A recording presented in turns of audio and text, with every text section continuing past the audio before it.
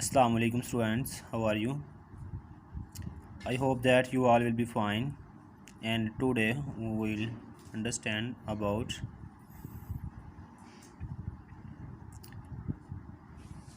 nationalization of on industry, education and commerce and trade. First of all, industry.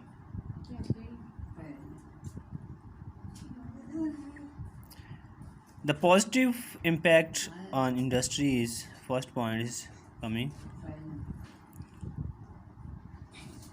In 1972 की labour इस्लाहात से सनती मज़दूरों का इस्तेसाल ख़त्म हुआ और इनकी उजरतें बढ़ी और दूसरी मराहत में भी इजाफ़ा हुआ। मतलब कि भुट्टो के दौर में जो लेबर थी, मतलब लेबर की सलाहत, लेबर के जो राइट थे, जो सनती मज़दूरों का इस्तेसाल था वो ख़त्म हो गया और उनकी जो मज़दूरी थी वो भी बढ़ गई और उनकी जो काम का जो टाइमिंग थी वो भी कम हो गई। ठीक है, और दूसरी मराहत भी उनको मिली। नंबर 2 पे है कि सनती अदारे हुकूमत को पूरे टैक्स और ड्यूटी अदा करने लगे, जिससे कौमी आमदनी में इजाफ़ा हुआ और मुल्क तरक्की की राह पर गामज़न हुआ। तो इससे ज़ाहिर सी बात है कि अगर मतलब कि कोई चीज़ एक प्लानिंग के साथ चलाई जाए तो उसका वो नुकसान कम होता है, फ़ायदा उसका ज़्यादा होता है। नुकसान भी होता है, फ़ायदा भी होता है, लेकिन नुकसान कम होता है। ठीक है, कोई भी चीज़ एक वे से नहीं चलती, उनके दोनों वे ही चलाने पड़ते हैं। तो उनको दो मतलब उनको दोनों तरफ से देखा जाता है कि इसका लॉस क्या है, इसका जो है प्रॉफिट क्या है। तो इस तरह से संतों को जो है प्रॉफिट ज़्यादा हुआ और लॉस कम हुआ। नंबर 3 पे है मज़दूरों के साथ मिल मालकान का रवैया बेहतर हुआ, हड़तालों की तादाद बतदरीज कम होती गई।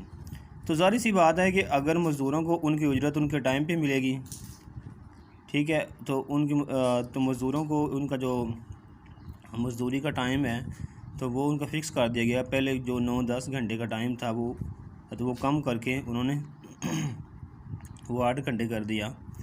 तो इस तरह मज़दूरों का उनके मिल मालकान के मतलब संतों के जो मालिक थे उनके साथ रवैया बेहतर हुआ और जो है जो हड़तालें हैं वो भी कम हो गई। अब ज़ाहिर सी बात है, जब उनको वो तनख्वाह ना मिलती होगी, सैलरी नहीं मिलती मज़दूरों को, तो उन्होंने हड़तालें ही करनी है जो मिल मालकान के ख़िलाफ़। तो इस तरह से उनकी जो है हड़तालों की तादाद बतदरीज कम होती गई। नंबर 4 पे है सनती असासों पर सिर्फ 22 ख़ानदानों का कब्ज़ा था जो ख़त्म हुआ और सरमायादार तबके की हौसला शिकनी हुई। तो इस तरह जो है ना सदर अयूब खान के दौर में सिर्फ 22 ख़ानदान पूरे मुल्क के ऊपर हुकूमत कर रहे थे। तो जुल्फ़िकार अली भुट्टो ने तो उनके सभी के जो असासे थे तो वो ज़ब्त कर लिए, तो उसको कौमी तहवील में ले लिया, गवर्नमेंट की के अंदर ले लिया। तो उसके बाद उनकी हौसला शिकनी हुई और जो है तो इस तरह से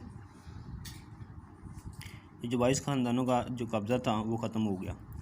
तो आगे नंबर 5 पे है सनती अदारे हुकूमत की तहवील में आने से हुकूमत के लिए सनती अशिया की कीमतों को कंट्रोल में रखना आसान हो गया। अब तो ज़ाहिर सी बात है कि अगर कोई प्राइवेट कंपनी अपनी प्रोडक्ट चला रही है और ख़ुद ही वो बना रही है, ख़ुद ही सेल कर रही है, अब गवर्नमेंट को नहीं पता इसके ऊपर लागत क्या है और इसकी जो है प्रॉफिट क्या है, इसका जो रेट क्या बनता है, तो वो अपनी मर्ज़ी से रेट लगाते थे। तो इस तरह जो है जो सनती अदारे हैं जब वो गवर्नमेंट की तहवील में आए तो गवर्नमेंट को पता चला कि इसके ऊपर कि एक प्रोडक्ट के ऊपर जो लागत क्या आती है और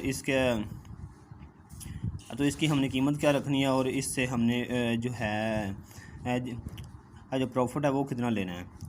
तो वो इनकी तमाम कीमतों को कंट्रोल में रखना इनको तो हुकूमत के लिए आसान हो गया। तो अब नंबर 5 तो उसके बाद है मनफी असरात। तो ज़ाहिर सी बात है किसी चीज़ के जो हैं जो मुस्बत तो अगर पॉजिटिव तो उसका तो अगर किसी के पॉजिटिव जो है इम्पैक्ट हैं तो उसके नेगेटिव भी होंगे। तो अब हम नेगेटिव को देखते हैं कि इस तरह से हमें तो इसका नुकसान क्या हुआ। तो नंबर 1 पे है सनतों को तहवील में लेने से सरमायादारों ने पाकिस्तान में सनतें लगाना कम कर दी, क्योंकि उनको पता था कि अगर हमने यहाँ पे सनतें लगाई तो गवर्नमेंट ने अपनी तो वो अपनी तहवील में ले लेना है, तो हमें इससे कोई खातिर ख्वाह फ़ायदा नहीं होगा। तो उन्होंने तो अपनी सनतें लगाना ही कम कर दी, तो जिससे सनती तरक्की का अमल सुस्त हो गया। सनती अदारों को तहवील में लेने से हुकूमत के अखराजात में भी बहुत ज़्यादा जो इजाफ़ा है वो हो गया। ठीक है, तो नंबर 2 पे है मज़दूर यूनियंस ने सियासी आज़ादी का भरपूर फ़ायदा उठाया। आए दिन मराद में इजाफ़े के लिए हड़तालें और मुजाहरे होने लगे, जिससे मज़दूरों की कारकर्दगी बहुत मुतासर हुई। तो मज़दूर थे जो, अब उसमें नंबर 2 में बताया गया कि जो मज़दूर थे उनकी जो है ख्वाहिशात बढ़ती गई। तो उनको जब राइट उनके मिले तो उन्होंने कहा कि हमें मज़ीद और मिलने चाहिए। उनकी जो यूनियंस थी उन्होंने सियासी आज़ादी का भरपूर फ़ायदा उठाया। मतलब कभी उन्होंने कहा कि हमें हमारा टाइमिंग कम की जाए, हमारी ये नहीं कि हमारी ये चीज़ होनी चाहिए, हमें वो मतलब कि जो है ऐसे मेडिकल कार्ड मिलने चाहिए, हमारी तनख्वाह में इजाफ़ा होना चाहिए, हमें इतना बोनस मिलना चाहिए, फ़लाँ जो भी था। ठीक है, तो उन्होंने खामख़ा हड़तालें शुरू कर दी। और कुछ लोग तो मतलब कि फैक्ट्री के अंदर सिर्फ़ और सिर्फ मरात लेने के लिए वो होते थे, तो काम की तरफ तो अपनी तवज्जो कम देते थे, जिससे मतलब गवर्नमेंट को नुकसान हुआ। ठीक है, नंबर 3 पे है सनती अदारों में ज़रूरत से ज़्यादा सियासी अमला भर्ती हुआ, जिसको काम से ज़्यादा मराद से दिलचस्पी थी। ठीक है, जो कि मैंने अभी आपको बताया है। तो इसी तरह ऐसे काम की जो इस्तेदाद थी रोज़ बरोज़ कम होती चली गई। ठीक है, नंबर 4 पे है संतों के तनख्वाहदार अफसरान ने अपनी ज़िम्मेदारियों का एहसास ना किया, जिससे मुल्क में बदनवानी फ़रोग पाने लगी। उन्होंने कैसे ना किया, तो ज़ाहिर सी बात है जो अफसर हैं, तो अगर वो अपनी ज़िम्मेदारी ना निभाएगा तो बदनवानी होगी। जैसे किसी मज़दूर को या किसी जो एम्प्लॉय है उसको तो उन्होंने भर्ती करना है, तो वो उनको मतलब मेडिकल टेस्ट नहीं करेंगे, उनका जो वो इंटरव्यू नहीं लेंगे, तो उसको डायरेक्ट भर्ती करेंगे। तो उनको क्या पता कि इसके अंदर वो सलीयत है भी या नहीं भी है, तो वो रिश्वत लेके उसको भर्ती कर लेंगे, बाद में गवर्नमेंट के अदारे को नुकसान होगा। तो इस तरह बदनवानी वो फैलने लगी, फ़रोग पाने लगी। समझाई बात की। अब नंबर 5 पे है, तो नंबर 5 पे सरकारी तहवील में होने की वजह से बहुत से कम पैदावार देने वाले यूनिट भी चलते रहे, जिससे कौमी ख़जाने पर बोझ बढ़ता रहा। तो सरकारी जो तहवील में होने की वजह से जो यूनिट वो होते हैं जहाँ पे मतलब थोड़े बंदे काम करते हैं, थोड़े मज़दूर काम करते हैं, और फैक्ट्री और इंडस्ट्री वो होती है जिसमें पूरे ग्रुप काम करते हैं।